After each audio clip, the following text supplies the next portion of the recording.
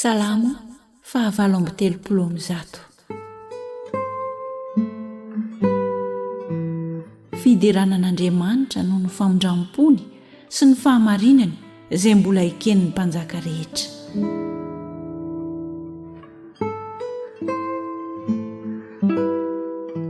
Hideranao amin'ny foko rehetra, eo anatrehan'ireo Andriamanitra no ankalazako anao.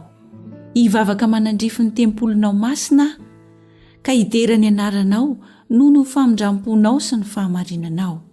Fa efa nomenao voninahitra ny teninao ho ambony ny anaranao rehetra. Tamin'ny andro ny tarainako dia namaly ahy ianao. Nomenao fahasahiana ka nisy hery ny fanahiko. Jehovah, hideranao ny mpanjaka rehetra amin'ny tany. Fa handreny tenin'ny vavanao izy. Eny, hihirany amin'ny lalan'i Jehovah izy, fa lehibe ny voninahitry Jehovah.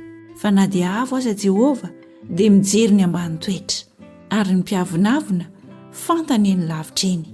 Na dia andeha eo amin'ny fahoriana aza dia hamelona ianao.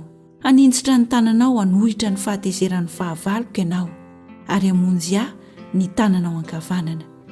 Jehovah no hatanteraka ny amiko. Jehovah mandrakizay ny famondram-ponao. Aza mahafoy ny asan'ny tananao.